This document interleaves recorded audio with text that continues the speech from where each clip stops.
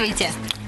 Студия сетевое вещание газеты «Вечерняя Москва». Михаил Помидоров и Кристина Поларчан. Это проект Каждую «Москва» международная, каждую среду, правильно, приносит нам новых гостей. Знаете, кому-то Аист приносит детей, кому-то наш проект приносит новых гостей. Они здесь не помещаются. Для этого у нас есть специальная, большая, гостеприимная третья студия, где хозяйничает кто? Руслан Орехов. Да. Руслан, Вот. здравствуйте. Человек-усы. Как-то сегодня народ, как-то градообразующий. В общем, есть русские, а есть татары, а потому что это один равноправный, равноправный странообразующий народ Российской Федерации, потому что один из основных народов. Чего уж там. А сегодня представительная делегация, отличная, в общем, кухня, отличные номера музыкальные, все будет, но сначала познакомимся. Итак, сегодня у нас в гостях Аклям Абульханов, участник ансамбля «Эдель». Здравствуйте. Динара Садекова, участница ансамбля «Эдель». Алсу Валеева, директор интернет-магазина «Татар Маркет». Сания Шакирова, художественный руководитель, хормейстер московского ансамбля народной песни «Эдель». Вадим Рудаков, кандидат исторических наук, археолог, специалист по истории и культуре городов Золотой Орды.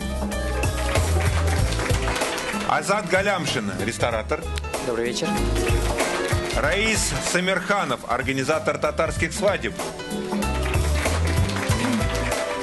И Юлия Давлетова, секретарь-референт Татарского культурного центра города Москвы. Как сказать, прекрасно познакомились с гостями, но это еще не все, потому что у нас есть традиция. Мы начинаем с песни. И вот песню зачин для того, чтобы задать настроение, исполнит у нас сегодня дипломант Международного хорового конгресса «Хорус Инсайд», лауреат фестиваля веков «Связующая нить», Москва — город мира, победитель конкурса «Хоровая Казань» и «Хоровая Москва», участник национального проекта при поддержке благотворительного фонда «Весна» и Татарского культурного центра «Дом Асадулаева», московский татарский ансамбль «Эдель».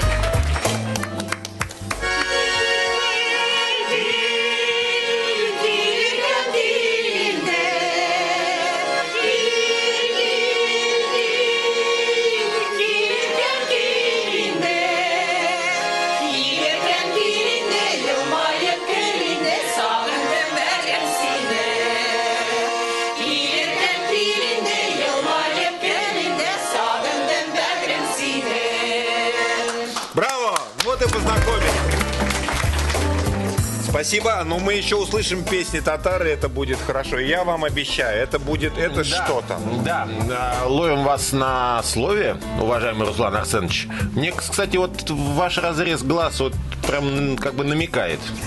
Про разрез глаз и поговорим, и про имена поговорим, про все узнаем. И у меня тоже, да? Хорошо. Кстати, вот прям так замечательно пели, мне показалось, там замиокулькис, вот этот цветок. Замиокулькис? Зацвел. То ли дело орехов, которого легко узнать в Орехова не только можно узнать по усам, но и по радостным гостям, которые вокруг него наслаждаются.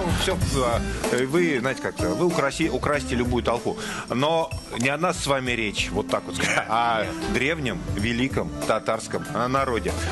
Вадим, история татарского народа. Знаете, потому что среднестатистический человек российский, он слышал о татаро-монгольском иге, и на этом, собственно, еще вот это, Казань брал. Вот все, на этом все заканчивается. Казань брал, Астрахань брал. Астрахань, да, тоже ведь у вас брали, да, в конце концов.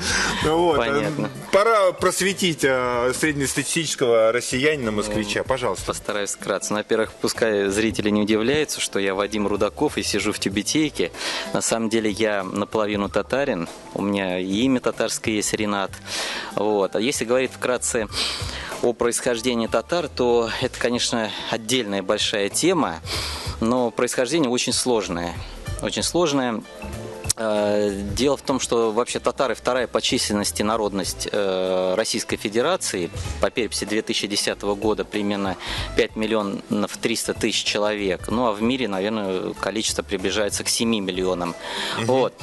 Татары делятся на ряд субэтносов, то есть таких более мелких национальных групп, а эти субэтносы делятся еще в свою очередь на этнографические группы. И, конечно, самая такая большая группа татарских народностей – это волго-уральские татары или поволжские татары. То есть, собственно, кого мы все за татар и настоящих и считаем? Ну, на самом деле татар много. Есть крымские татары, это вообще отдельная народность. Давайте ближе к Волге. К Волге, туда. все, Да. идем к Волге. Поволжские татары, в свою очередь, делятся на казанских татар. Это самая крупная этнографическая группа татар.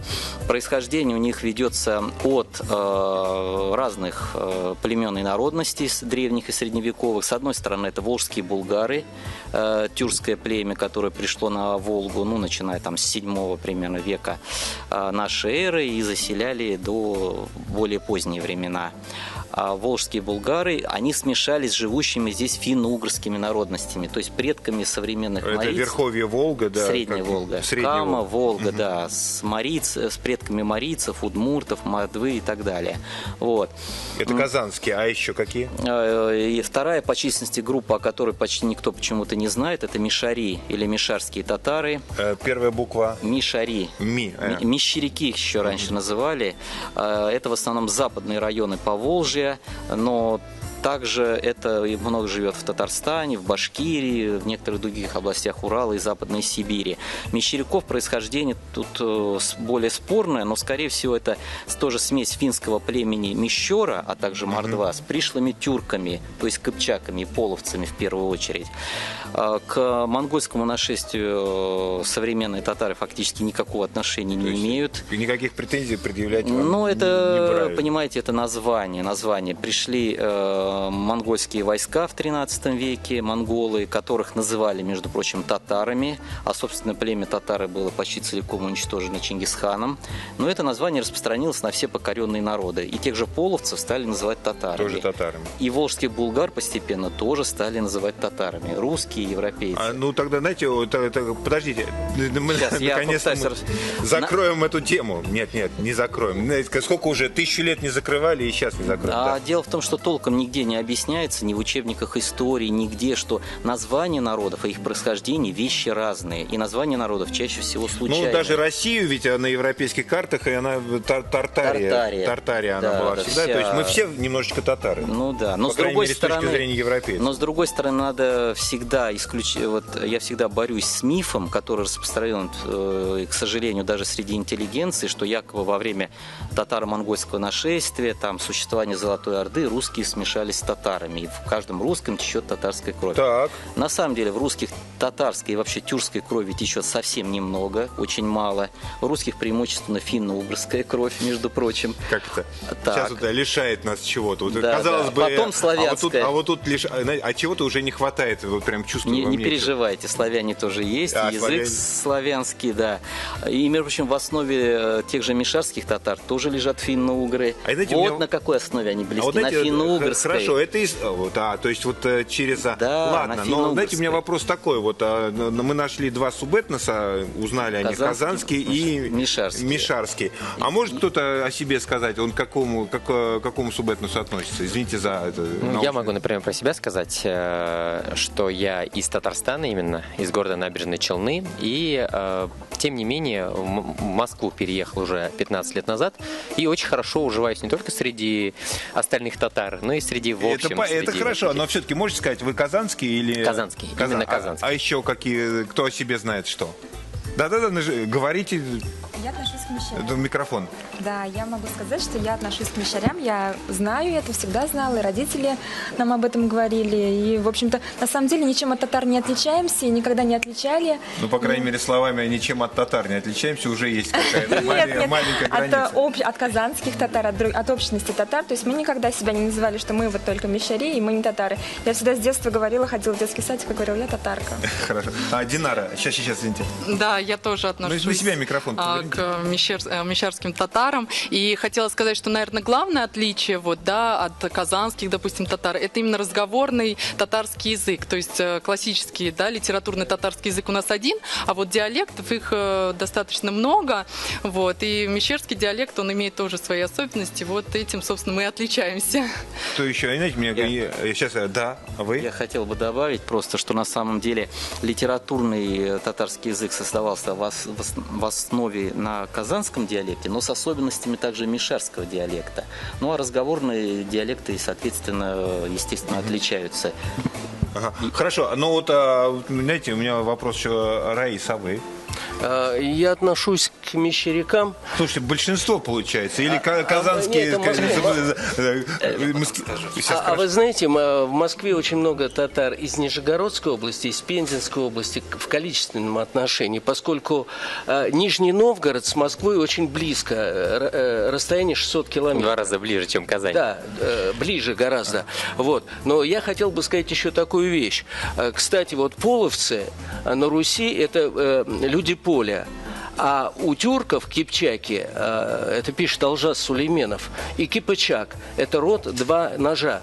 Ага. И вот это и кипачак называли, да, а в русском языке это трансформировалось как кипчаки, а потом их называли куманами, которые ушли в Венгрию ввиду нашествия Чингисхана. Да, Давайте, запутали, да. Чтобы не запутать, я скажу так, чтобы проще было. Кыпчаки, половцы и куманы – это одно название, да, одной общности кочевой, которая составила, между прочим, основу населения Золотой Орды. Хорошо, ну скажите мне, пожалуйста, татары все-таки вот, ну, в какой-то основе своей, это народ какой? Степной, кочевой? В общем, что можно сказать, вот, если характеризовать какими-то 2 простыми словами? 2 простыми словами. Предки были как тюрки, кочевники и полукочевники, так и финно-угры. А финно-угры, соответственно, были земледельцы. Поэтому, когда сложились казанско-татарская народность, ну, вот уже в составе Казанского ханства, и мещерская народность в составе Касимовского ханства, Темниковского княжества и других образований, то они были уже земледельцами. И живут преимущественно современные татары. Это лесная или лесостепная территория. В степи очень мало. Ну, вот астраханские разве что татары, но их очень-очень мало. И это земледелие? То это есть земледелие, ремесло, торговля. Казанские и мещерские татары всегда были очень торговым народом. Практически вся торговля вот, дореволюционной России со Средней Азией, с Китаем была в руках поволжских татар. Вот, в какой-то степени даже кавказская торговля. Так что это было очень активное население. И в начале 20 века Министерство внутренних дел России даже рассматривало вопрос о противодействии татарско-мусульманскому влиянию на другие народы Поволжья и Урала. Как-то не очень получилось, мне кажется. Знаете, у меня есть один такой, извините, ряд вопросов будет дурацкий. Я знаю этот анекдот, что татары никогда не скачут назад, они всегда алга и вперед. Да, правильно? Есть такое слово? Да, только вперед, алга. А если надо назад, то тогда мы разворачиваемся и алга. На 180 градусов. И алга, вперед, движемся дальше. Слово первой студии. Нам в наше объятие. Все это очень интересно. Кстати, Кристина, кстати, что-то вот знает про татарские мультфильмы. Я знаю, что... Точнее, я очень люблю татарские мультики. О. И в детстве, я помню, была на них даже помешана немножко. Ну, это к слову об искусстве. Думать о красочных нарядах, о прекрасной культуре, о которой мы мало знаем, между прочим. Да, когда можно посмотреть и напрямую обратиться к нашим замечательным гостям. У нас представители татарского народа. Да. С ними Руслан Орехов. С ними тоже один из ярчайших представителей татарского народа. Мы ничего не знаем об этом народе, потому что, как сказать, живем бок о бок уже сколько там, 1000 лет, а все очень приблизительно. Знаете, как продолжаем немножечко к истории ближе, но вот все-таки уже к нашим временам. Знаете, Казань, Астрахань брали, ведь все-таки это и послужило. Не, сначала кое-кто брал Москву, а потом кое-кто пришел и взял Казань. Вот как объединились уже окончательно наши народы? Русские татары? Русские татары. Ну, объединились они в составе, естественно, русского царства. И еще до взятия Казани мишари, касимовские татары уже входили в состав русского государства. И, между прочим, мишари и касимовские татары участвовали в штурме Казани тоже. Так что татары с татарами тоже воевали. Вот. Я хотел сказать, что название татар, оно условно, оно закрепилось за целым рядом тюркских народностей лишь в советский период. А до этого татарами кого только не называли. Называли, например, хакасов, это были абаканские татары. Азербайджанцы, это были закавказские или азербайджанские татары. Северокавказский народ, например, кумыки, это были дагестанские татары. Карачаево-балкарцы, горские татары. Поэтому татары — это название условно. Все тюркские народы в той или иной степени, кроме турок, называли татарами. Ну, то есть эта общность была, в общем-то, сказать, это по языку некое такое объединение. Я правильно понимаю, что все-таки тюркский язык, он и объединяет каким-то образом все эти народы? Дело в том, что если поставить рядом якута, пензенского татарина и азербайджанца, это все тюркские народы, и посмотреть на их внешность, кто мне скажет, что это народы близкого происхождения, может мне, как говорится, бросить камень в лицо. Да, нет, никто и не скажет. Тюрки все очень разного происхождения. И татарские народности, вот закрепилось название в 20 веке, они тоже разного происхождения. Но вот есть объединяющий кыпчакский язык, вот этот вот половецкий кыпчакский язык, который на Руси стали называть татарским в период Золотой Орды. Ну вот мы тут уже выяснили, что даже, собственно, татарский язык, да, вот казанский говор и мишари, правильно говорю? Диалект, там еще внутри есть говоры. Да. Они отличаются по произношению. И вот чтобы вот это проиллюстрировать, я попрошу произнести фразу. Давайте попьем чай, дорогие зрители вечерней Москвы. Казанский диалект кто? Давайте я попробую. Так, с выражением. Айдагыз чай эшик, хадерле кишки Мәскәү тамашачылары. Так. Пожалуйста. Кадерлі дуслар, айдагыз чай эшик. А теперь вот знаете, как-то на слух это что, в чем отличие? Какие там? Дело в том, что казанский диалект он несколько гортанный, в нем нету цоканья, в нем звук че, а точнее он как ще произносится, такой без смычки че. А в мишарские говоры они совершенно не гортанные, и мишарские говоры там делятся на две части. Есть цокающие. Мячит говорят на слово мечеть, а есть чокающие, мячит, то есть вот так вот. Ну и свои слова есть отдельные. Например, казанский татарин никогда не скажет «азба», а «эзба» по-мишарски это дом, то есть от русского «изба». Изба, то есть еще и заимствованные слова. Да. Смотрите, ну вот, так сказать, я не знаю, там еще там у Гелеровского и вообще, так сказать, до революционной России татары это была конкретная, очень большая, даже не диаспора, а часть жителей Москвы. Община, да, у которой, так сказать, были какие-то свои предпочтения в профессии. Вот это вот историческая часть, вот традиционной такой, исконной Москвы. Вот, ну, я просто знаю, что, так сказать, дворники, уважаемая такая профессия, это были татары, да, то есть вот эти люди с метлами, с бляхой, с ключами от ворот, но тем не менее, вот как-то, где проживали, может быть, как это, потому что я знаю, татарские улицы есть, вот, что я вам рассказываю, вы рассказываете, пожалуйста. Кстати, давайте так, а кто, знаете, так смотрит, как будто только что из Казани приехали, кто вот из Татарстана, вот реально, кто там родился? Ну вот давайте я, наверное, попробую рассказать про моего дядю. А я просто к тому, что все остальные москвичи же. Дело в том, что в Москве большинство татар, проживающих, это мишари. А из большинства мишари это нижегородские, или точнее сергачская группа мишари. Вот вообще в Москве удивительная ситуация. Примерно из 170 тысяч татар 2/3, может быть даже 3/4 это сергачские татары. То есть выходцы из 35 сел вокруг Сергача составляют примерно 120-тысячное население Москвы. Вы представляете, какая концентрация? Такой концентрации выходцев из какого-то другого края нет в принципе. Практически, да, какой-то район. Да. Я хочу сказать то, что я из Башкирии, но я татарка. Ну, в основном татарка. Вот это, знаете, мы все, мы тут думали, что мы все немножечко, ну, хорошо, в основном. Но в основном это уже немало, это уже хорошо. Да, 50%. Хорошо, 50%. А смотрите, еще такой момент. Но все-таки, вот насколько действительно это справедливо, то, что так сказать, до революции татары, это дворники и так далее. Ну, то есть, вот какая-то профессия была ну, так сказать, занята, не знаю, традиционно. Я вот как раз пытаюсь вам рассказать историю про своего дядю в далеком поколении, не знаю, какое точно, когда он как раз до революции сюда приехал со своей супругой, молодой еще, тогда не закончивший университет, и, соответственно, его очень быстро взяли на работу дворником, как раз потому, что татары, они зарекомендовали себя как очень трудолюбивый народ, и которые делают все от А до Я, как бы, да, то есть они не оставляют ничего на завтра. И поэтому именно вот потом они уже из дворников пошли в дома помогать и быть помощниками всевозможных помещиков и так далее. Со временем стали и сами некоторые помещиками, в результате чего образовалась та самая татарская слобода. Как, знаете сказать, и тогда, уже тогда область ЖКХ была самым таким доходным и приятным местом. Знаете, но еще одна важная и приятная. В общем, сейчас мы будем слушать песни, татарские песни. А я приглашаю на нашу импровизированную сцену ансамбль «Идель». Пожалуйста. Так, микрофоны стоят. Вы аккомпанируете? Сейчас какая песня? Да. Пока ансамбль выходит. Выходите, пожалуйста. Капелла. Да. Все?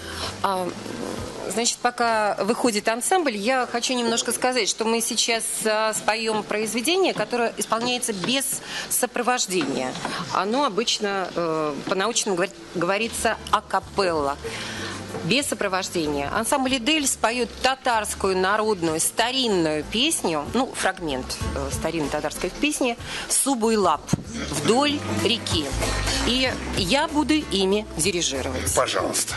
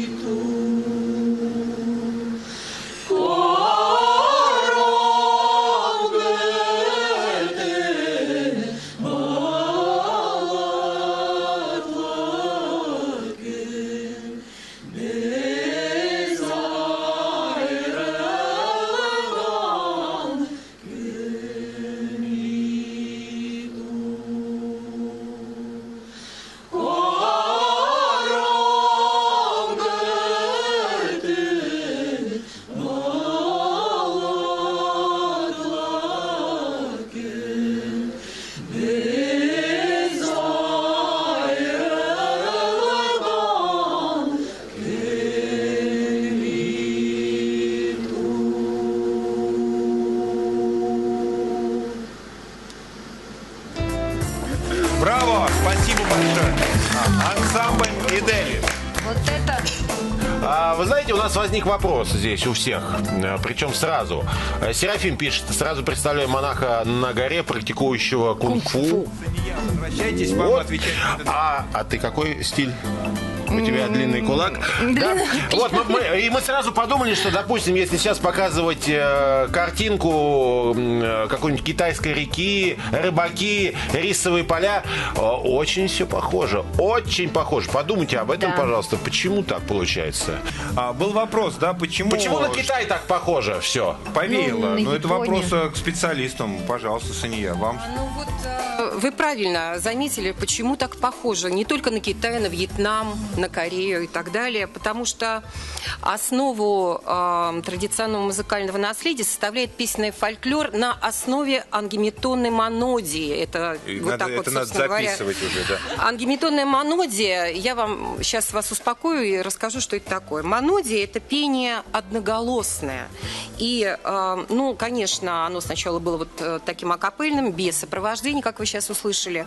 Вот. А потом, конечно, добавлялись различные инструменты, кура и гармонь. Гармонь, кстати, имеет итальянское происхождение, но это мы вам еще впереди расскажем. Итак, ангемитонная монодия. Что это такое? Монодия – пение одноголосно. Ангемитоника – это от греческого слова «анге» – «без», полутоновый звукоряд. И если, например, мы возьмем классический звукоряд из 7 звуков, до, ре, ми, фа, соль, ля, си, у нас ангемитоника состоит из 5 звуков без полутонового соотношения. Та-та-та-та-та-та-та-та. Вот, например, если вот представляете себе клавиши черные и белые, да, вот все, что находится на черных клавишах, вы не владея, скажем так, пальцевой техникой, просто можете пройтись по этим клавишам и уже вы воспроизведете, собственно говоря, вот ту самую ангемитонику. Ангемитонику. Да, но да. пока ни одного татарского слова я не услышал, да, понимаете? Да. Вы знаете, я теоретик и фольклорист, я вам сейчас все расскажу, все понятно, но... Покажите лучше. Да, вы понимаете, ангемитоника это уже теоретики потом придумали. Угу. Сначала была природа. Потому что все звуки и все идет из взаимодействия человека с природой. А звуки птиц, звуки травы, шум, шелест травы и так далее, все это, собственно говоря, мы просто хотели передать, и мы воспроизводим это через звуковые эффекты. Ну, громко сказанные эффекты, но так оно и есть. И вот еще в татарской песне именно можно обратить внимание, что я сейчас вам попытаюсь это показать. Такое слово, как мелизматика. Это мелодические украшения в голосе. Например, если мы поем звук, да? Видите, да? Это уже татарский вариант. Это уже татарский вариант, потому что, знаете, такое слово орнаментика. Орнаментика используется, вот у художников, а у музыкантов орнаментика – это звуковая орнаментика. И вот сейчас я немножко, конечно, забегаю вперед, хочется вам буквально фрагмент из такого обряда, свадебного обряда, когда плакали невесту. Знаете, такое словосочетание? Плакали невесту. То есть они вроде бы ее оплакивали и провожали одновременно. И как бы напутствовали. И вот у меня есть небольшой фрагмент. Я вам просто его сейчас могу напеть. Пожалуйста. Кез елату жер. Кез елату жер – это значит песня «Плач невесты». Çiçekleri çırışaf kırdılar, çiçeği sayın buradalar. Nihayetime daydalar, yaşlı boynumne bardalar. Ayşe'giz, işegiz, bişik bağlanın dişigiz. Riza sorarga kilgende, tırtım bebeklerini dişigiz. До слез. Браво! Но все-таки есть какая-то разница в мелодике русской песни и татарской песни? В чем, если это можно проиллюстрировать прямо? Могу проиллюстрировать разность между русской и татарской песней. Да, чтобы потом, уже не было, никто не путал. Да, уже конечно. Все. Если вы хотите, потом я подчеркну общность. Давайте с разности. Чтобы объединиться, надо сначала размежеваться, сказал Владимир Ильич. Хорошо. Русская народная песня – это также продольные темы, продольные звуки, безумно долгое дыхание. Иногда, когда слушаешь, думаешь, как же они дышат, когда они поют. Это широта души. Русская. Я почему-то с русской сейчас начала, потому что, проще давайте, уже показать. Покажу. ой, мороз. Наши любимые. Степь да степь кругом, путь далек лежит, в той степи глухой замерзал ямщик. Вот слышите, вот звонкие, продольные звуки, которые составляют вот эту мелодическую фразу. Например, в татарской песне, например, мы тоже слышим эту продольность, но по дороге мы где-то там украшаем, где-то там заворачиваем. Это в теоретике, да, завитушечки украшаем. Знаете, вот как вот на костюме какие-то рюшечки еще. А можно вот степь да степь на татарский манер? Такое сложно исполнить? Вот вы немножко забежали вперед, потому я что у нас... тороплюсь, время. Я знаю. У нас есть такой вариант, как песня ямщика на татарском языке. И у нас вот участник коллектива Тёнь Сахраларда, у нас даже есть такая тема научной работы. Степь да степь кругом на русском и Тёнь Сахраларда, песня ямщика на татарском. Аклем, спойте, пожалуйста, первый куплет, просто акапелла. На себя микрофон. Спойте, пожалуйста. Обратите внимание вот на стилистику. Кен сахраларда бик суэг була, дилбеге тетеп, куларым туңа, дилбеге тетеп, куларым туңа. Спасибо большое. Браво. И вы еще сказали про музыкальные инструменты, но я вижу только гармонь, гармошка, как это? Значит, у нас хромка. Так как мы коллектив универсал, мы поем и русские песни, и татарские. Значит, есть татарская тальянка. Она имеет в правой клавиатуре клавиши. Она больше, значит, подходит конкретно для татарских наигрышей, для татарских песен. Это, значит, когда я выбирал гармонь, вот сегодня уже было очень много сказано о мишарях. Я сам родом из Нижегородской области. Мне рассказывали, как, значит, мой дед, как его отец привозил с Нижегородской ярмарки именно такую гармонь, Нижегородка называется. Вот. И потому выбор пал именно на Нижегородку. То есть, как бы, чтобы была связь времен. Фамильная. Так как мы вне Татарстана, значит, соответственно, мы Поволжье это плавильный котел. И татары, и русские, и мордва, и мари. А можете сейчас вот наиграть что-то, вот прям вот, вот прям, да, вы же можете практически все, наверное, эти мелодии такие вот. Опять же, разница между, например, русским каким-то наигрышем и татарским, чтобы... Сейчас что? Сейчас татарская.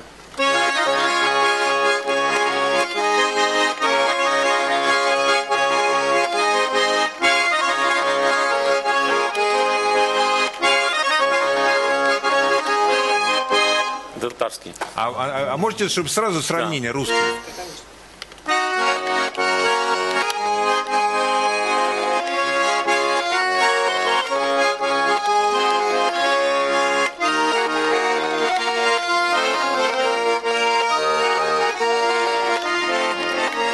Значит, это немножко на татарский манер, русский привлечение на татарский манер. С акцентом небольшим. Хорошо, браво. Прекрасно. Вы знаете, я хотел бы еще добавить немного. На самом деле все воспринимают именно гармонь как татарский инструмент народный. А ведь в 19-м, начале 20 века была еще скрипка, мандолина, музыканты, курай, само собой, который почему-то все считают башкирским, но точно так же и татарский. Подождите, а меня заинтересовала скрипка. Она прямо... Скажу даже больше. Скрипка и мандолина настолько полюбились, значит, так полюбил татарский народ. Раньше ни один сабантуй без скрипки не обходился, ни одна свадьба. Значит, все-таки европейская скрипка. Да, европейские инструменты. Гармонь, это же, значит, есть разные версии происхождения гармонии. Кто-то, значит, есть версия, что из Германии, но кто-то говорит, что все-таки в России. Давайте будем так считать. Кто нам может помешать? Родина слонов. Родина слонов, естественно. Да. А скажите еще такое, но есть какие-то инструменты, не знаю, исторические, потому что гармония то из Европы, скрипка из Европы, мандолина тоже, по-моему, оттуда же, да. А вот что, собственно, татарский музыкальный инструмент?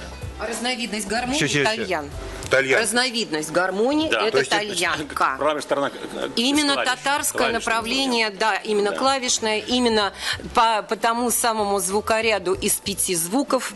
Я надеюсь, что после этой программы люди поймут, что такое. Несколько раз пересмотрите, Да. и это словосочетание обрежется. Да. Да. Ну, есть еще инструменты, которые из глубины веков. Это Вот. курай, значит, кубес. Что это хотя бы? Хотя бы Орган. Курай это продольная Это духовой флейта. инструмент. А, значит, кубес это типа Варган. металлического варгана. Да. Язычковый инструмент. Ну то есть это вот то, что вот как раз вот оттуда с востока, из Сибири, в принципе, Да, откуда-то. значит, потом двухструнная думбра. Значит, у тюркских народов очень распространенный инструмент. То есть взаимовлияние. Значит, что касается именно татарского, значит, вот фактора, здесь взаимовлияние культур. Финно-угорского, болгарского, значит, славяно-русского, тюркского, значит, соответственно, влияние религии, ислама и христианства. Понимаете, такой получается сложный, интересный клубок. Очень, И я еще хочу дополнить, что там, где не добирает инструмент, там добирает голос. Я все-таки вокальная культура, она присутствовала и тогда уже, и 200, и 300 лет назад. И вот именно сольная культура татарской песни, она дополнялась вот этой самой тальянкой и создавала многоголосие. Почему людям нравилось играть на гармонии. Скажите, вот если праздник, такой традиционный в смысле праздник, за столом поют или есть какой-то специальный певец, музыкант, который развлекает всех? Потому что у нас по-разному вот это получается. Кто-то говорит, с грузин все пошло, у них, естественно, все поют, а кто-то говорит, нет, мы за столом не поем, у нас такое не принято. Татары поют за столом? Во-первых, нужен человек, который всех заведет, скажем так. Хорошо, ладно. Да. И, конечно же, поют, потому что вот один из жанров, из направлений музыкальной культуры, это свадебные гостевые напевы. Вот, знаете, вообще татары славятся очень своим гостеприимством. И вот эти гостевые напевы, кудаларки, они, вот знаете, как приветствие одной стороны, сторона жениха, сторона невесты. И это не какие-то артисты специальные? Это не артисты. Это не артисты, это люди, которые испокон веков знали, какой текст. Знаете, это все на генном уровне. Музыка — это вообще на генном уровне. И у меня тогда вопрос, сейчас, секундочку, минутка осталась, а вот на свадьбах, потому что каждая свадьба традиционная, какое-то музыкальное сопровождение. Татарская свадьба, кто там будет? Гармонист, я не знаю, оркестр, хор? Вы знаете, даже когда вот идет организация свадьбы, идут переговоры, да, кто будет, какой баянист, они даже спрашивают, а кто будет на баяне играть? То есть баянист будет, и это конкретно... Нет, это обязательно. Первый вопрос, кто будет баянист, как его зовут, откуда он? Никакая свадьба без баяна не проходит. Кстати, я хочу сказать, что ранее на русских свадьбах тоже всегда пели.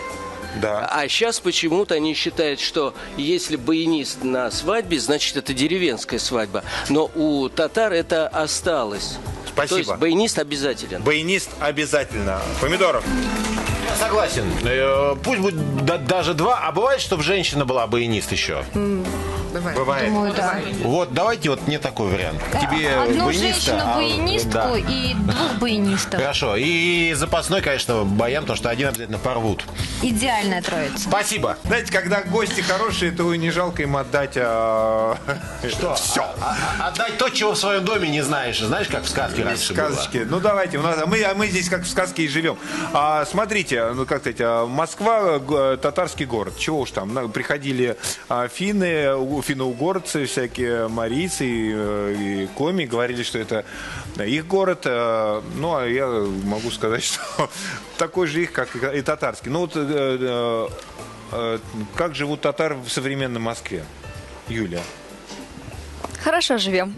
Я не сомневаюсь в этом. Да. Имеется в виду, понимаете, вы же понимаете, в чем вопрос. Не то, что мы все здесь в этом городе живем, но вот национальные праздники, национальная какая-то общность, поддержание своей культуры, это даже не то, что вдали от Татарстана, а просто в большом городе это достаточно сложно осуществлять. Вот каким образом это все происходит, что удается сделать? Удается сделать очень многое. Я являюсь секретарем Татарского культурного центра, и мы каждую неделю, каждый месяц делаем мероприятия на татарском языке. Мы проводим концерты, мы проводим вечера встреч для взрослых людей, вечеринки кому за 30, аулак и многие-многие другие мероприятия. Также мы проводим сабантуй, это самый главный... Подождите, сейчас сабантуй, я понимаю, что это важно, но все-таки, когда, знаете, как много чего делается, и все это проскочило одной строкой фактически. Но все-таки, что... Узнаю ансамбль, да. Вот. Все-таки... О деятельности Татарского культурного центра. Да. У нас есть курсы татарского языка для взрослых, для детей. У нас есть ансамбли, в котором каждый желающий может прийти и поучаствовать. У нас есть театральные студии на татарском языке. У нас есть детская студия на татарском языке. Также мы изучаем народные танцы. Татарские, преимущественно башкирские, русские. Ну, проще говоря, вся деятельность нашего татарского культурного центра направлена на сохранение, развитие и популяризацию. Пятый пункт в паспорте смотрите, когда к вам приходят и говорят, хочу татарский язык? Нет. Мы только за. Да? Мы рады всем. Хорошо, но теперь можно уже и про сабантуй. Спасибо. Знаете, только сначала пару слов. Вообще, сабантуй, я так понимаю, это большой татарский такой праздник. Не только татарский, какие-то еще праздники. Татаро-башкирский праздник, да. Дело в том, что, скажем так, в советское время этот праздник получил большую популярность, его даже, можно сказать, раскрутили, потому что это был один из немногих праздников, который был нерелигиозный. Татары до революции были очень исламизированным народом. Вот. А вы знаете, в советское время пошла борьба с религией. Очень, приветствовал. Да, и поэтому Сабантуй – это праздник плуга, праздник окончания весенних полевых работ. Вот. И, соответственно, этому уделялось особо большое внимание. Причем я скажу, что Сабантуй, он, в принципе, был в основном среди казанских татар и башкир. Большинство мишарей не знало Сабантуй. Только те, которые жили рядом с казанскими татарами. А потом в советское время распространили и среди мишарей. А вот сейчас мы видим, как это празднуется в Москве, да? Где это московский, это парк Коломенское, точнее музей-заповедник Коломенское. Ага. Юля, что во время московского события? Потому что мы увидели, там горшок разбили, еще что-то из лука стреляли. Что вообще там происходит? И кто может в этом во всем поучаствовать? Может поучаствовать любой желающий. Это масштабное событие. Каждый год к нам приходит от 150 до 350 тысяч человек. Там организовано несколько площадок. У нас есть там 2 сцены. Основная сцена, где проходит концерт, и так называемая московская сцена. У нас также есть там спортивная зона, где проводят у нас игры, национальные игры. Кстати, про горшок. Это очень интересная игра. Вам завязывают глаза, дают в руки палку. Большую палку. Большую длинную палку. И отводит немного назад. А впереди у вас стоит горшок глиняный. И вам нужно с завязанными глазами разбить данный горшок. Знаете, это очень трудно на самом деле. Я верю в это. Хорошо. Знаете, как-то... еще у нас костюмы красивые. Алсу, пойдемте, расскажите о татарском костюме. Они такие разные? Сейчас я вам дам микрофон. Ага. Они все такие разные, в том числе я бы... Хорошо, ладно. Тогда я вам тоже дам микрофон, пожалуйста. С костюма городских жителей. Это городские жители конца 19-го, начала 20 века. Наш молодой егет, который одет в рубашку кульмяк, которая называется, жилет обязательно, кафтан на нем есть, тюбетейка. Тюбетейка всегда Знаете, я давно смотрел на эту тюбетейку. Мне можно ее надеть? Как вы? Пожалуйста. Спасибо большое. Ну так, я тоже буду манекеном. Хорошо. Да, можете. Правильно? Ну, на затылочек? Нет, на самом деле на лоб. Да, вот ее по центру сделаю, если можно. Да, ага. Вот так вот. Ага, так хорошо, будет я более буду правильно. ровненько стоять. Матур. Как? Матур. Матур это Красиво. Да. Спасибо. Рядом с нашим егет, татарский егет, стоит девушка наша. Девушка одета также в кюльмяк. Это обязательно платье было у всех девушек. Это городская жительница, поэтому на ней есть жилетка. Жилетка расписана. Вот у нее здесь есть растительный орнамент. И эта девушка у нас не замужем еще. На ней на головной убор колфак называется. Колфак носили девушки, он был такой маленький. Если девушка носила маленький колфак, такой, как у меня, кстати, и у Юли еще, это уже современная интерпретация, то это значит, она не замужем. И раньше ходили девушки на ярмарке и рассказывали о том, что таким образом они как бы говорили о том, что они в активном поиске. Маячок такой, да. Здесь у нас представлен костюм уже взрослой женщины. Женщина после замужества считала, что она как бы, здесь влияние ислама уже идет, да, закрывала волосы, шею и платок, поэтому обязательно должен присутствовать. И это головной убор тоже тюбетейка, да? Это тюбетейка, но она одевалась под платок. Ага, то есть здесь сверху еще платок. Да, сверху платок, который закрывает шею, волосы, плечи, если необходимо. И есть еще такой вот элемент, кукрякще называется он. Если платье имеет вырез глубокий, то она обязательно тоже закрывалась, и было все должно расписано. быть... Это как бы как украшение уже является.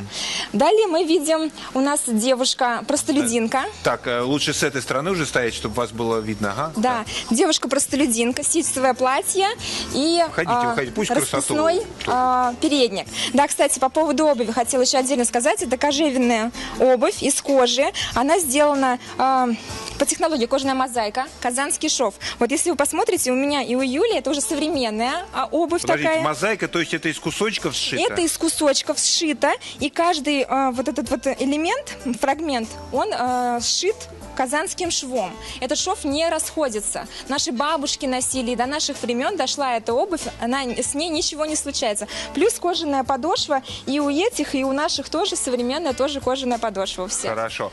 И вот эта одежда, это тоже... Это тоже, у нас это тоже современная интерпретация костюма татарского егет. Тоже есть кульмяк расписной, и, еще раз, как егет.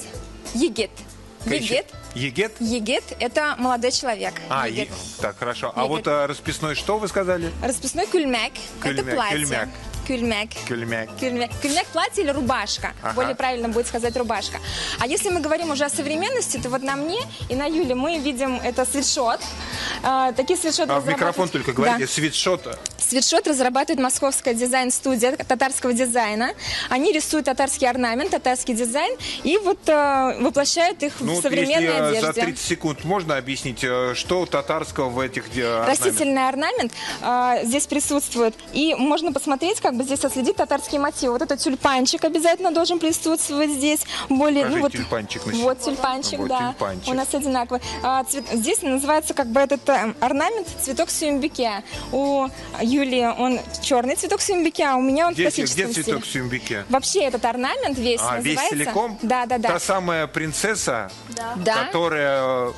кинулась с башни, с которой нельзя кинуться. Да. Наша народная, так скажем, героиня, вот, она как бы воплощена в данном орнаменте. Если говорить еще вот про стилистику современного костюма, да, вот я сказала про обувь, которую тоже можно совершенно спокойно сейчас носить по улице, мы, собственно говоря, мы с Юлей так и делаем.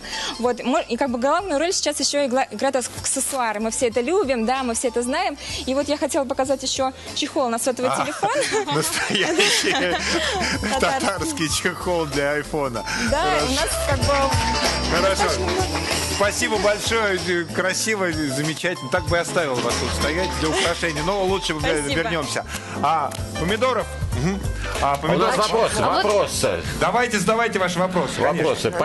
Почем свитшоты? Почем свитшоты продаете нынче? Девочки. Цены на самом деле ниже рыночных, если мы говорим об уникальной одежде. Приходите в наш магазин, обязательно подберем вам уникальный татарский. Мужской ассортимент представлен? Футболки? Да, мужской также есть.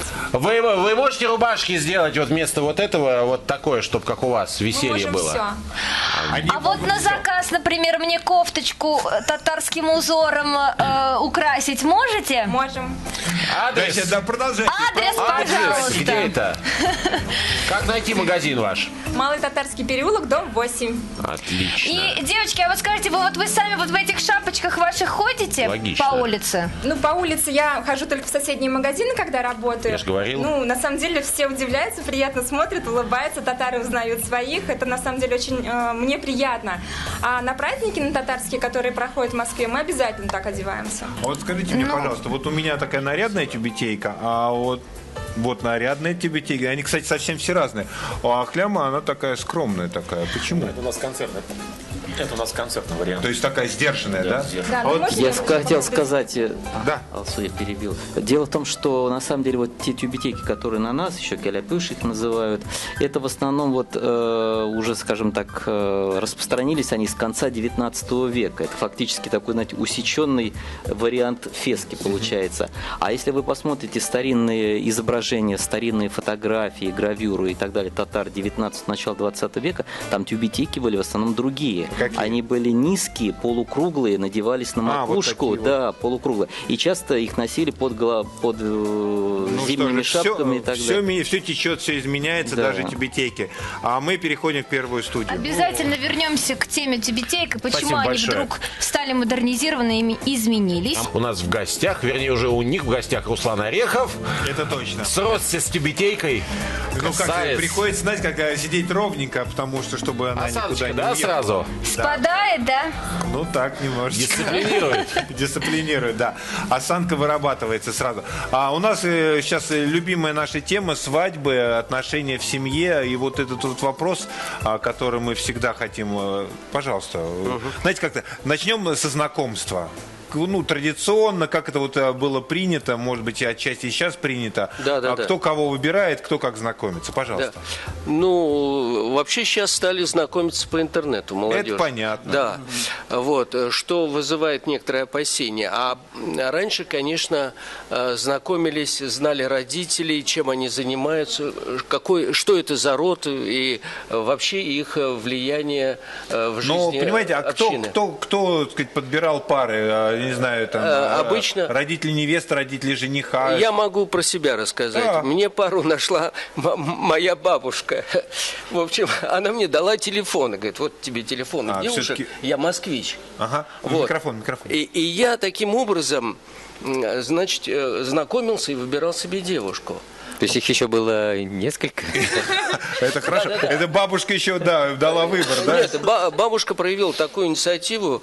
И, кстати, родители не знали об этом. Мы с ней как-то договорились, я внук, ей было интересно. Она такой был человек, ей все было интересно. Вот. И она занялась мной, а я, в общем, у меня спортивный интерес возник, и мне стало... В этой области у многих он возникает. Да. Да. Мне было в то время там 26-27 лет, в 28 лет я уже женился. А вот знаете, вот этот момент важный, да, вот потому что, знаете, бабушки, они обычно так просто телефон не дают, они начинают беспокоиться. Уже сколько-то лет, а все там, например, не женат, не замужем. Вот кто-то может сказать вот это вот? Я могу прокомментировать парень-девушка, с духовной точки зрения, как бы, да, и татары исконно мусульмане, и наш пророк Мухаммад, мир ему, он в 25 лет женился в первый раз, и он считается примером для всех мусульман. То есть поэтому мужчина 25 лет уже желательно. Да, уже... а девушке тем более до 25 лет уже надо выйти замуж. Хорошо. Поэтому понятно беспокойство бабушки. Да, но она же подготовила почву, она заранее с кем-то поговорила, я уж потом понял, что... как вот это вот, подождите, ну как это подготовить? С кем она поговорила? С родителями невесты или там со знающими людьми? Нет, с девушкой? она поговорила с той же бабушкой. С бабушкой невесты. С бабушками невест. В общем, тут была подготовка такая солидная. И в итоге ее такой деятельности я на очередной из девушек влюбился. Вот. И потом уже произошло такое событие, когда мы договаривались с родителями невесты. Мы пошли к ним в гости. Это была помолвка. Вот.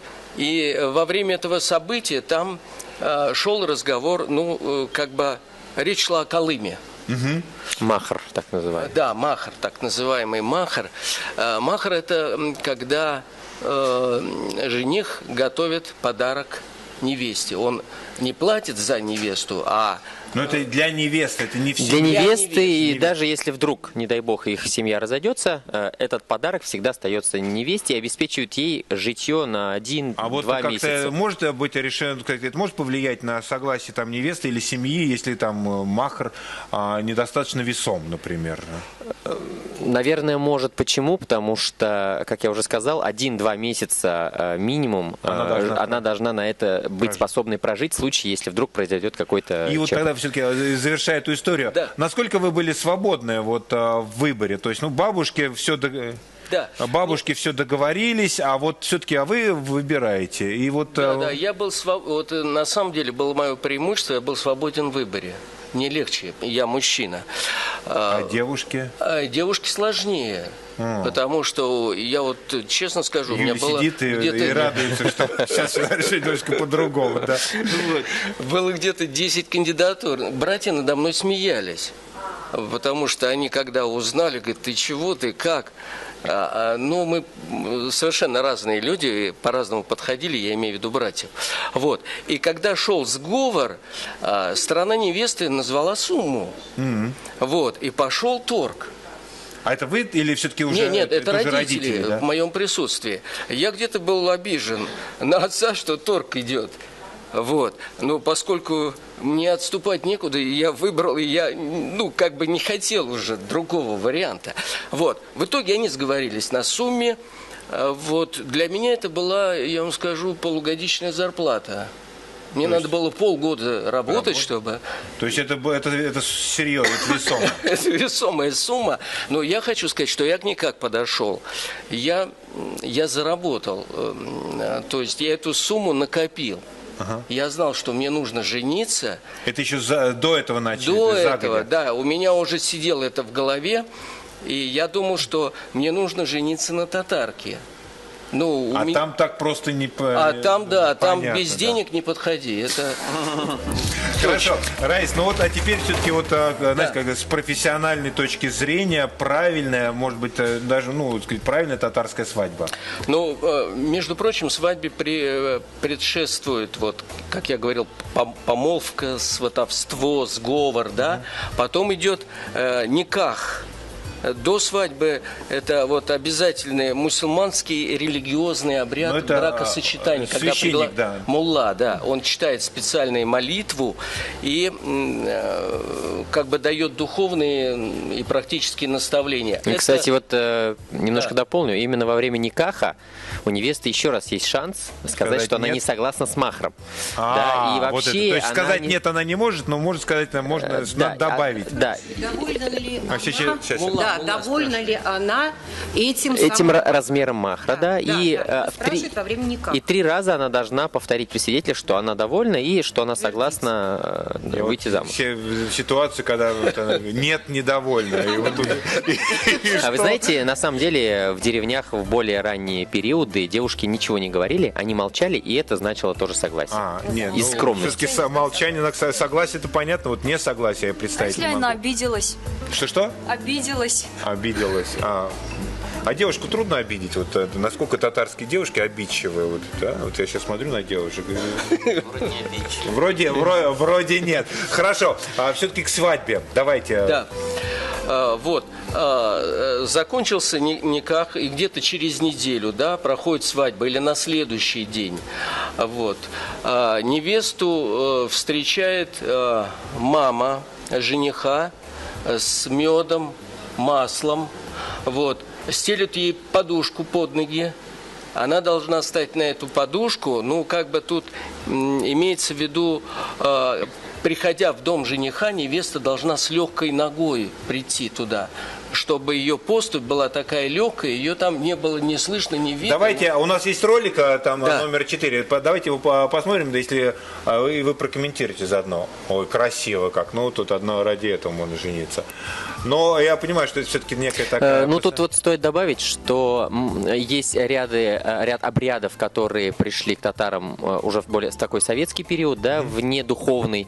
А есть те обряды, которые именно основы имеют духовность, и в частности среди них нет, например, такого, где надо вставать на подушку, но есть некоторые обязательные обещания, которые друг другу даются, которые считаются, что свидетелем является Всевышний. То есть, поэтому в этом отношении никах, он обязателен для всех татар, неважно, светский ты или духовный. На никахе обязательно настаивают как минимум родители, и современная молодежь прекрасно понимает. Знаете, есть важные вещи, а есть вещи, которые привлекают внимание. Невесту угощали там чем-то, каравай кусали. Давали мед, бал каптралар, у нас говорят, и при этом приговаривают, чтобы ваша жизнь была слаще меда. А кто угощает невесту? Мама жениха. Мама жениха. Да. Сначала невесте, а потом... А можно вот... Сына никогда не забывает, всем мама. можно. А можно дополнить немножко, что вообще я вот в этом обряде уже месяц назад я женила своего сына. И выступала в роли мамы жениха. И вот эти все обряды в Москве, и Подмосковье, и в деревнях Нижегородской, Пензенской, и Казани, и Татарстан, они все сейчас соблюдаются.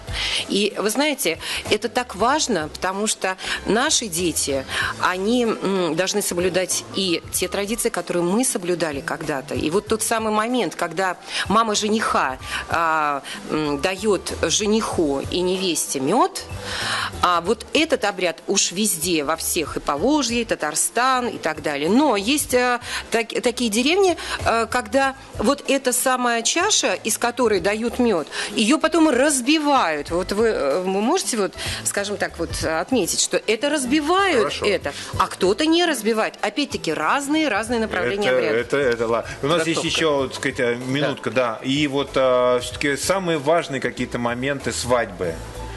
Ну, самые важные моменты я хочу отметить. Вот у нас есть подарочное отделение на свадьбе, да? Специально этому отводится целый стол свадебный, когда гости, значит, организуется поднос, ставят 2 чашки чая, цветочек обязательно на подносе. Тамада берет этот поднос, или кто-то из родных жениха. Я уже догадываюсь. Жених с невестой выходит в центр и подходят к гостям, в первую очередь к родителям, когда родители дарят подарки в виде денег. Вот. У мещар, у татар принято в открытую деньги класть, не в конверт. В этом, кстати, отличие от казанских татар. Казанские в конвертик и не видно как бы. Да. И я даже спросил, а почему? Говорит, а чтобы знали, что я кладу деньги, и некоторые даже смотрят, сколько, чего. Даже существуют определенные таксы, что меньше, допустим... Сколько? Ну, даже самая бабушка, вот по моему опыту, сколько я организовал мероприятие, минимум красную бумажку вот эту специфичную приносит. Да. Хорошо, я знаю, знаете, как мы все сейчас не узнаем, но я знаю, что там поют песни. Да, вы знаете, вот еще как музыкант, как фольклорист. Я уже прошу выходить ансамбль. Вот когда ходит с подносом, и, конечно же, пожелания, и музыкальные пожелания молодым, и гости, конечно же, поют обязательно. И вот один из таких фрагментов мы сейчас вам покажем. Это плясовая народная татарская песня «Тепар-тепар бирге». Я, если позволите, я немножко и переведу. Оттуда прямо вот и тогда сразу Спасибо. И песня. Ну что же, и мне осталось только еще раз объявить с удовольствием ансамбль «Идель».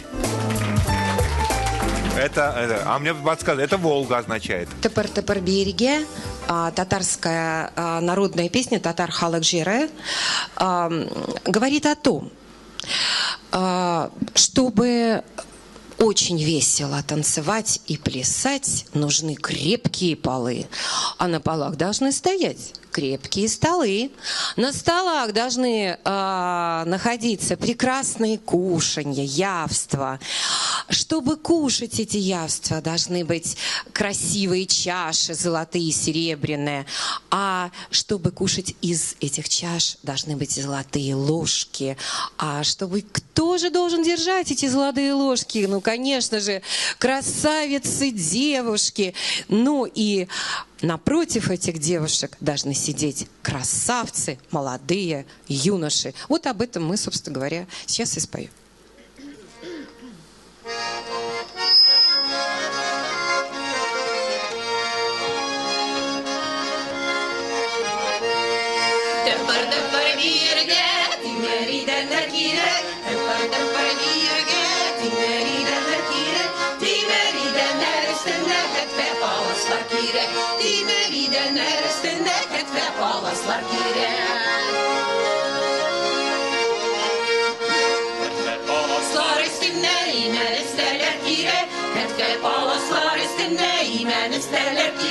İman isterler, gümüş tabaklar kirek. İmen isterler üstünde gelmiş tabaklar kirek.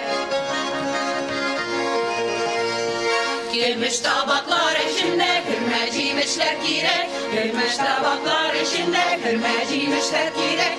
Kırmacıymışlar aşarga altın kaşıklar kirek. Kırmacıymışlar aşarga altın kaşıklar kirek.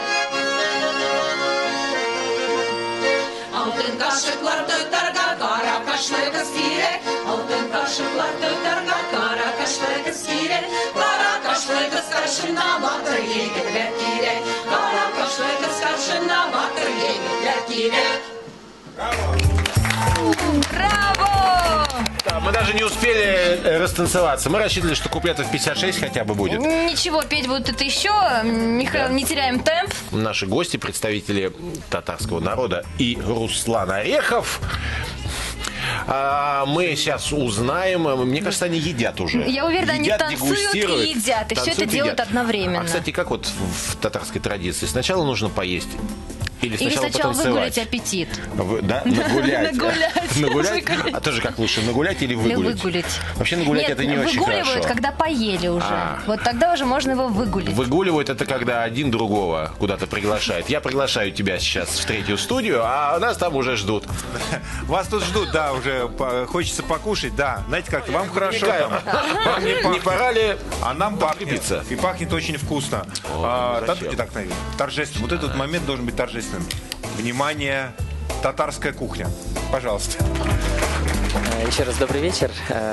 Очень радостно сказать, что помимо того, что татары представлены в Москве во своем многообразии, представлена и культура, и, как мы видели, одежда, и творчество, также и татарская кухня в Москве представлена довольно-таки широко и даже несколькими ресторанами. И один из них – это наш ресторан, который называется «Казан Чай-бар».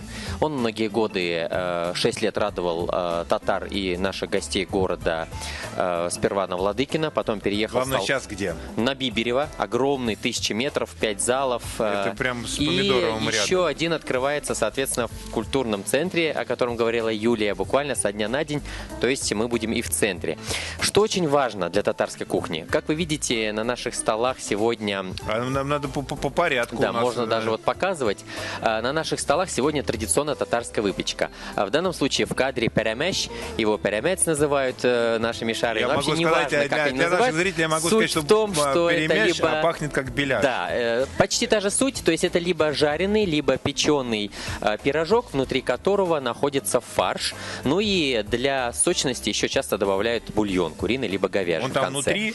Да. И его вот надо как-то выпить, чтобы... Он, знаете, очень хорошо впитывается и становится настолько нежным, что, я думаю, после нашего эфира вы попробуете. Как сказать по-татарски нежный? Емле, наверное. Емле? Как? Емшак, наверное. Емшак перемещ. Да, вот как звучит. Этот день, Руслан, этот день вы обязательно запомните, хотя благодаря этому Я этот день уже никогда не забуду. Дальше передо мной буквально дразнит весь наш эфир. Это эшпушмак. Это вообще, в принципе, национально-татарская выпечка, которая славится на весь мир из сытных таких, да? Но суть одна всегда. Это внутри картофель, внутри мясо, как правило, кусковое, либо фарш и чуть-чуть лука.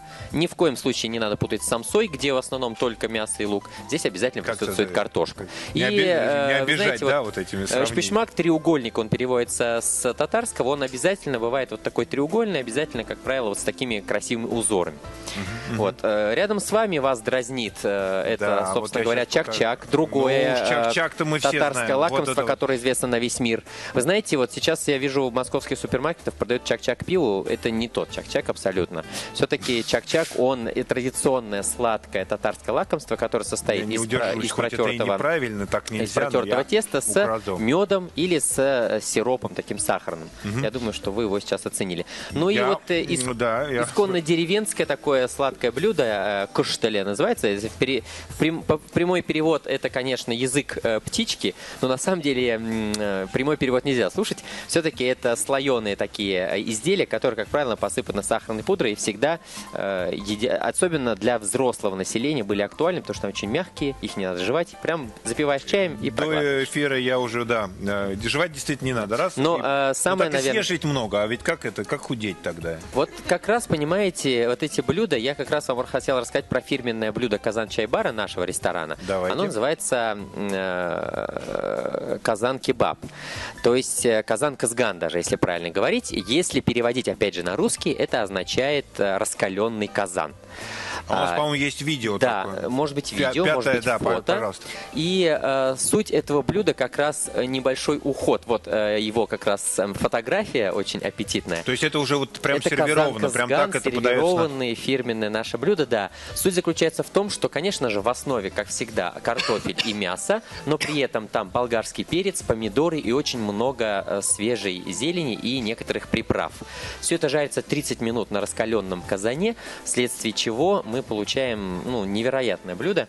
Его невозможно рассказать о нем, его надо попробовать в ресторанах Казан-чай-бар. Нет, вот это вот, знаете, как, вследствие чего мы получаем невероятное блюдо, его надо попробовать, но у нас его сегодня нет. Да. Вот так его вот. Мы хотели к вам привезти в студию, но оно теряет свой вид через 10-15 минут, его надо прямо в раскаленном горячем есть. Надо тогда всей студии мы к вам И тогда. что очень важно еще, говоря о кухне татарской, все-таки одно из главных качеств, мне кажется, которые татары переняли у всех восточных других наций, национальностей, это гостеприимство. И вот как раз вся эта кухня, она всегда показывает о том, что она есть всегда. То есть, когда бы вы к татарам в гости не пришли, не зря говорят, незваный гость хуже татарина. То есть, когда бы вы к татарам в гости не пришли, какое-то из блюд вы всегда найдете в татарской семье на столе. Да? Будь то выпечка, будь то сладкое, будь то что-то из горячего. Поэтому это очень важный момент. И татары вообще очень веселый народ. Они любят себе устраивать праздник, потому что если сам себе праздник в наше время не устроишь, его не устроит никто. И поэтому это очень важно. Да? То есть, татары любят придумывать фестивали, новые праздники, любят их проводить, любят собираться на концерты, в театры. Азат. И в этом отношении, конечно, наш народ он довольно-таки яркий и заметный. Нисколько в этом не сомневаюсь, потому что у нас есть яркие и заметные представители татарского народа, ансамбль «Идель». Пожалуйста, вам, как сказать, вам слово. Можно еще, пока выходит ансамбль «Идель», я скажу, что перевод «Идель» — это река. Волга. Да, Волга. Да, широкая и узкая. Да. И мы очень рады, что у нас сегодня прекрасная возможность наши звуки издавать, как те волны, те, собственно говоря, я не буду говорить, я пойду спать. Да. Ансамбль «Идель». Козы не хватает на столе.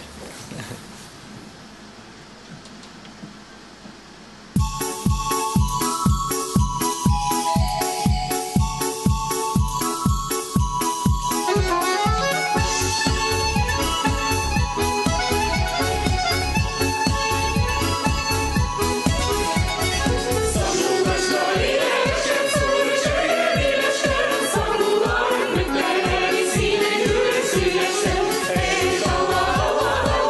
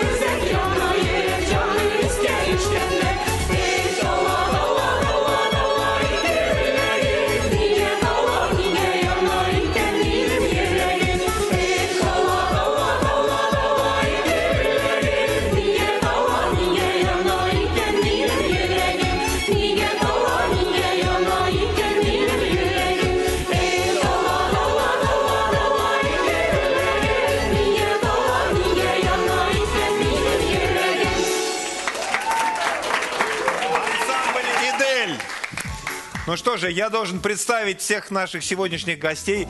Ансамбль еще с нами. Итак, сегодня представляли великий, огромный, красивый татарский народ наши гости. Ансамбль «Идель» под руководством художественного руководителя, хормейстера Сынии Шакировой. У нас за столом сидели Ахлям Абульханов, участник ансамбля «Идель», и Динара Садекова. Еще у нас... Давайте я буду сейчас называть, а вы выходите уже сюда, потому что я так понимаю, что татары... Можно? Сейчас микрофон. Сейчас микрофон. Я просто хочу представить моих тоже участников быстро по именам. Пожалуйста. Это очень быстро.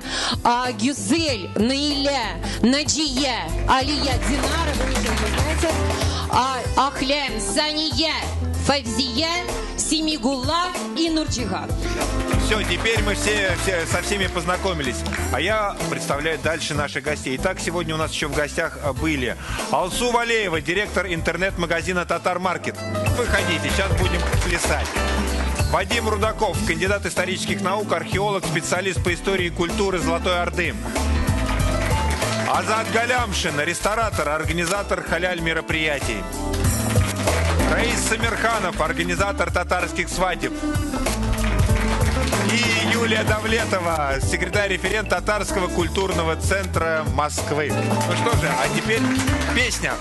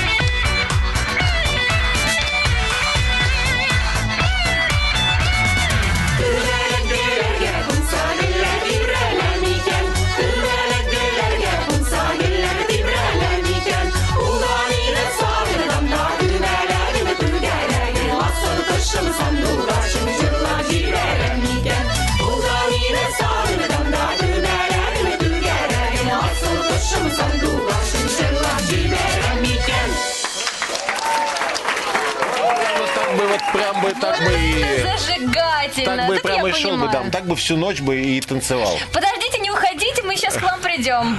Подожди, да, стойте пока. Стойте пока. Кстати, сейчас же будет у вас портрет, красивая фотография. Давайте там, Орехов, командуйте. Спасибо вам большое, Спасибо. дорогие наши гости. Тем более, что мы уверены, что мы тоже сейчас попробуем ваше угощение. Но перед этим надо еще одну новость. Орехов, все, целуем тебя в твои... Спасибо, друзья, что пришли. Да. Куда его можно поцеловать? В лобик. Ладно, хорошо. В тюбетейку. Вот для этого, кстати, тюбетейка и носится на голове, чтобы все было, корректно, пристойно. Пока вы наслаждаетесь, я хочу объявить музыкальную паузу и что?